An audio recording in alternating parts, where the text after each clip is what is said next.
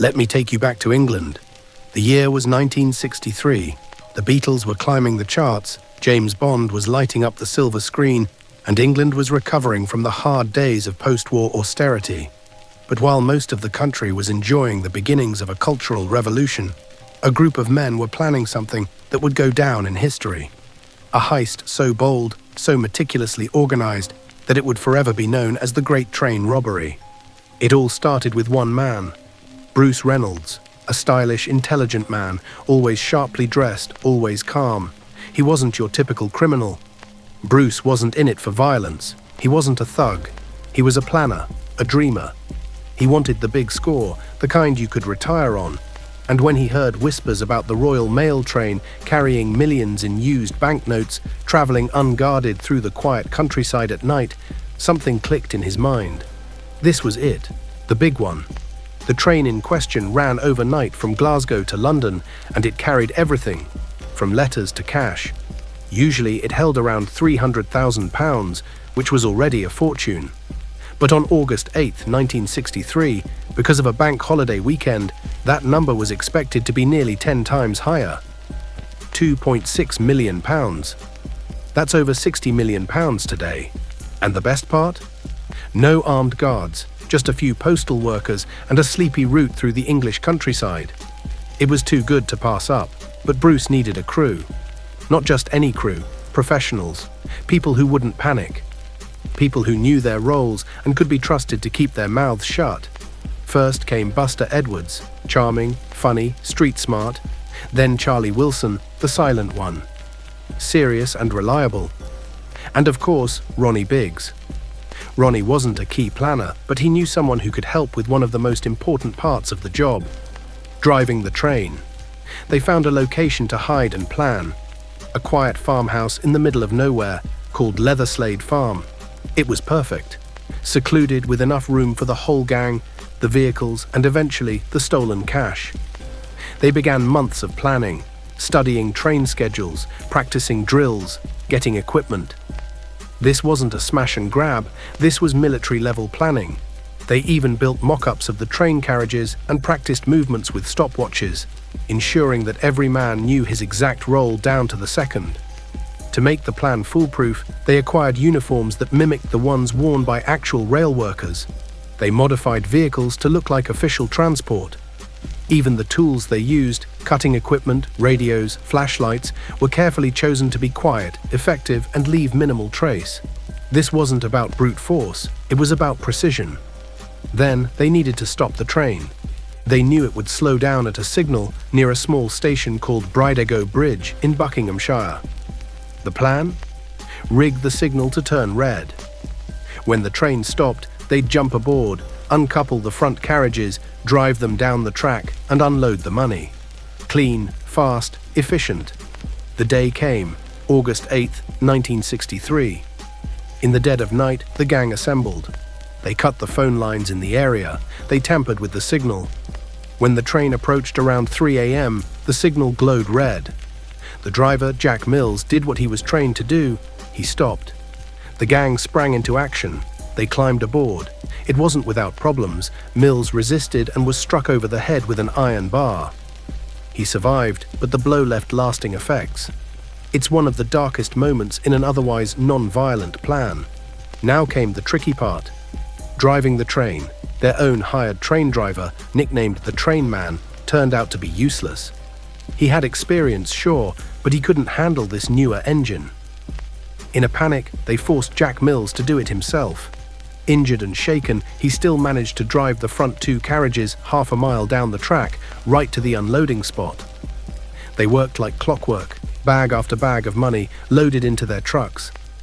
£2.6 million in used banknotes, stacked and secured. The entire operation took around 30 minutes. Then they vanished into the darkness, heading back to Leatherslade Farm. And here's where things started to fall apart. They knew the police would search every road. So instead of disappearing immediately, they decided to lie low at the farmhouse. They played Monopoly, ate beans on toast, waited for the heat to die down. But the longer they stayed, the riskier it became. Even during their stay, tension grew, arguments broke out, paranoia crept in. Some wanted to leave immediately, others insisted on staying hidden. Back in London, the robbery made headlines instantly. The public was both shocked and fascinated. No one had ever pulled off something this audacious. Scotland Yard launched one of the biggest manhunts in British history. The newspapers exploded with speculation, sketches, theories.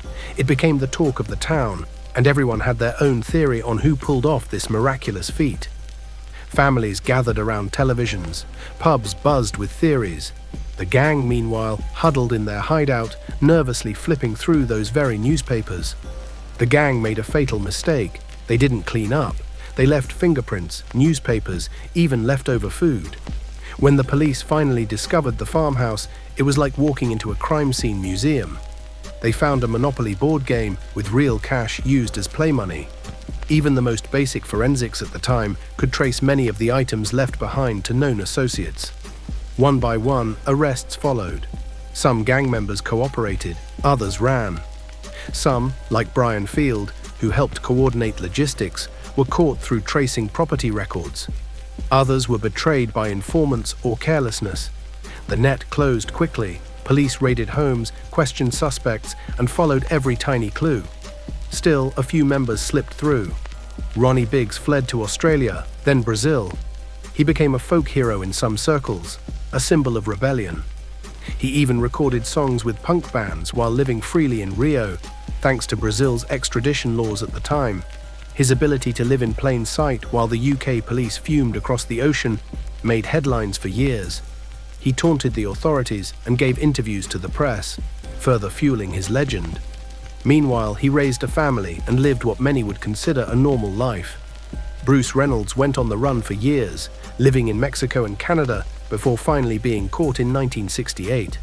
Charlie Wilson escaped from prison and fled to Canada, where he lived under an alias for years before being recaptured. Buster Edwards eventually turned himself in and served time, later opening a flower stall near Waterloo Station. A strange turn for a man who once held millions. In total, most of the gang were caught and sentenced to long prison terms. But not all the money was recovered. In fact, over £1 million simply vanished. Some of it was spent, some hidden. Some perhaps still out there. Legends abound about buried treasure, private deals, and silent accomplices who were never caught. For decades, treasure hunters scoured parts of the English countryside, convinced that bags of unspent money were buried in forgotten fields.